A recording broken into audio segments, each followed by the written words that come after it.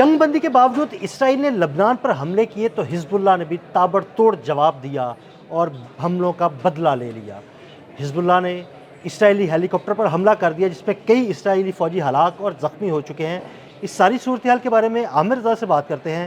عامر بھائی، بڑے دنوں سے حزب اللہ خاموش تھی کہ جنگ بندی رہے لیکن اسرائیل حملے کرتا جا رہا تھا، تو پھر حزب اللہ نے آخر بدلہ لے لیا۔ پہلی بات تو یہ ہے کہ اسرائیل خاموش نہیں تھا، نہ ہی جنگ بندی کو مان رہا ہے۔ اسرائیل مسلسل اس کے سرحدی علاقوں میں، لیبنان کے سرحدی علاقوں پر حملہ آور ہے اور حملہ آور رہے گا۔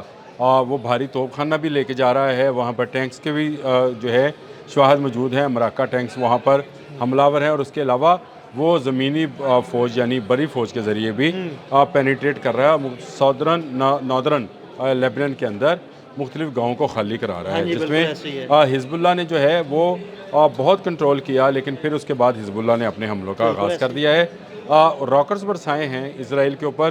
اصل میں ایران امریکہ وار کا سکیل بڑا تھا، اس لیے لیبنان اسرائیل وار جو ہے یہ اس میں کہیں نہ کہیں دب جاتی ہے، لیکن حزب اللہ کی جو ریزنٹمنٹ ہے، حزب اللہ کا جو طریقہ کار ہے، اس کے تحت وہ اپنا بدلہ ساتھ کے ساتھ لیے جاتے ہیں، ایسا نہیں ہے۔ لیکن جب انہوں نے زمینی حملوں کا آغاز کیا تو حزب اللہ نے اس کا بھرپور جواب دیا، جس کے نتیجے میں بہت سارے اسرائیلی جو فوج تھے، جو اسرائیلی ڈیفنس فورسز جن کو کہا جاتا ہے، وہ زخمی ہوئے۔ ان زخمیوں کو ریسکیو کرنے کے لیے ہیلی کاپٹرز جو ہیں وہ اتارے گئے۔ جب یہ ہیلی کاپٹرز اترتے ہیں، طیبہ کا علاقہ ہے جی لیبنان کا، وہاں پر اتارے جاتے ہیں تو وہاں پر ڈرون حملہ کیا جاتا ہے۔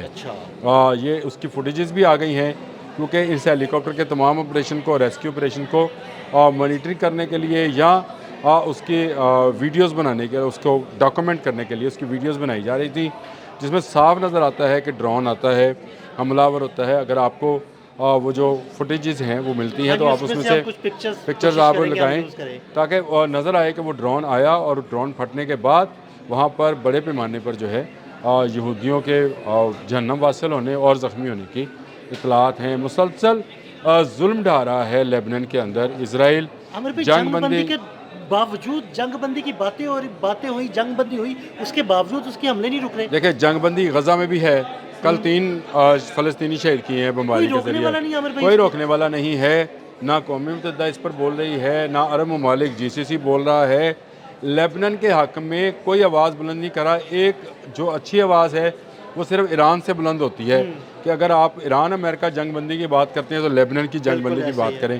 اسرائیل اس معاملے میں امریکہ کی بھی نہیں مان رہا، یا امریکہ کی پشت پناہی تو حاصل ہے، لیکن امریکہ بار بار کہتا ہے، جیسے ڈونلڈ ٹرمپ نے کہا کہ 2-3 ہفتوں کا سیز فائر ہے۔ میں دیکھ رہا ہوں کہ واشنگٹن میں آ کر دونوں جو ہیں مذاکرات کر رہے ہیں، لیکن آپ کو وہ نقشے دیکھنے چاہیے جو اسرائیل نے اب جاری کیے ہیں۔ اس نے لیبنان کے ناردرن سائڈ پر تمام گاؤں جو ہیں ان کو ریڈ زون قرار دے دیا ہے، اور نہ صرف ریڈ نشان لگا دیا ہے بلکہ اب اس نے کہا ہے کہ یہ اسرائیل کا حصہ ہیں۔ بہت ساری فوٹیجز ایسی بھی منظر عام پر آ رہی ہیں جس میں یہودی جو ہیں یہودی سویلین جو ہیں وہ لیبنان میں مسلمانوں کے گھروں میں داخل ہو گئے ہیں، اور وہاں پر وہ کیونکہ پہلے فوج نے آپریشن کیا، وہاں سے اس کو خالی کرایا، اور اس کے بعد یہ سویلینز آ کر، میں ابھی ایک فوٹیج دیکھ رہا تھا جس میں وہ ایک چھت پر چڑھ کر کہہ رہے تھے کہ ہم نے لیبنان لیا ہے، ہم شام بھی لیں گے، یا اپنی عبرانی زبان میں۔ ان کے عزائم دیکھ لیں، جب آپ بولیں گے نہیں، جب ان کو پتہ ہے کہ لیبنان کے حق میں جو آواز آتی ہے یہاں سے دور ہے۔ حزب اللہ جو ہے وہ ایک، آپ سمجھے کہ ایک مزاحمتی گروپ ہے۔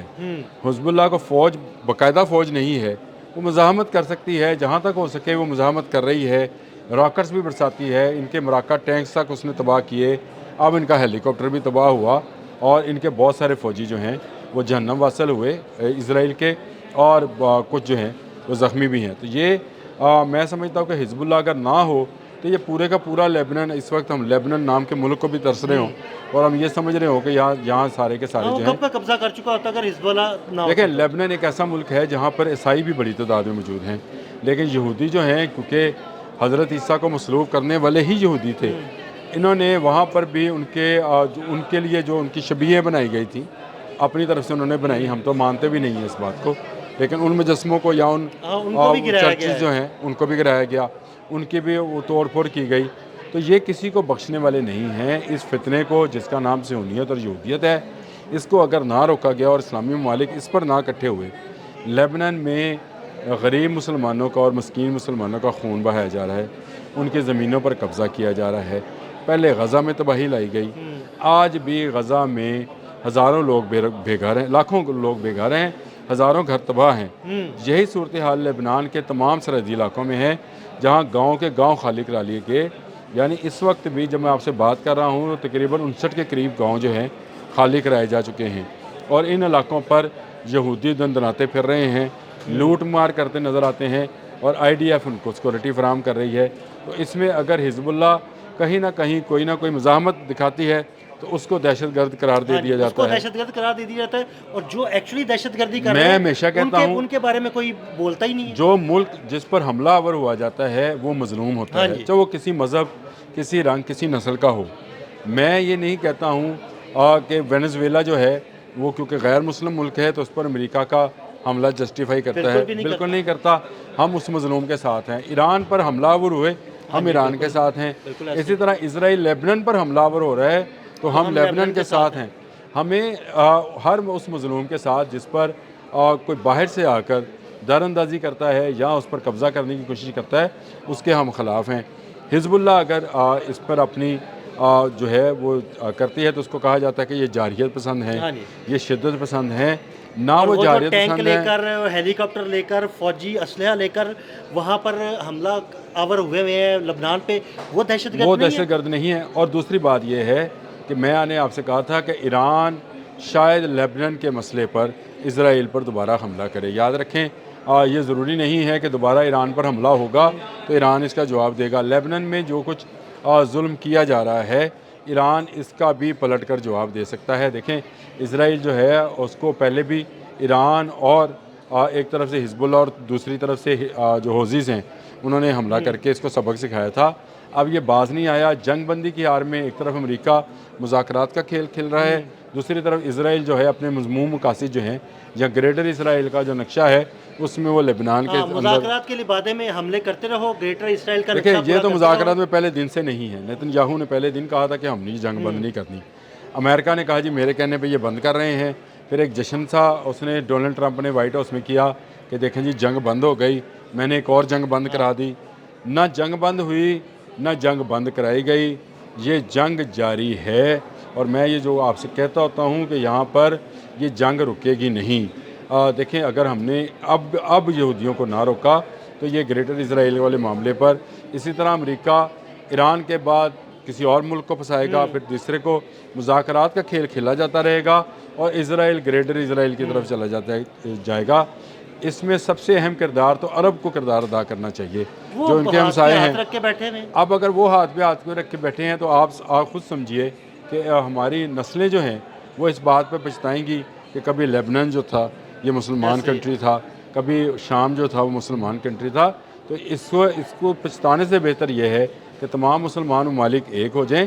دیکھیں کسی سطح پر تو جا کر ایک ہو کر چاہے اقوام متحدہ میں جائیں اور یہ قرارداد تو پیش کریں کہ اگر ایران امریکہ وار رک گئی ہے تو اسرائیل لیبنان وار کیوں نہیں رک رہی، اور حزب اللہ کے اوپر ظلم کے پہاڑ کیوں توڑے جا رہے ہیں۔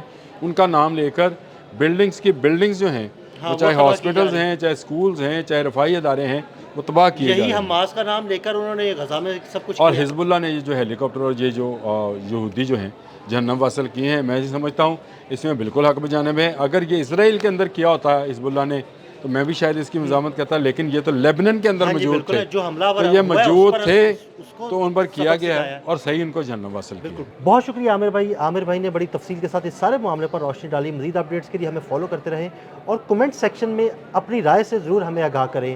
عدیل احمد اور عامر رضا کو اجازت دیجیے گا۔ اللہ حافظ۔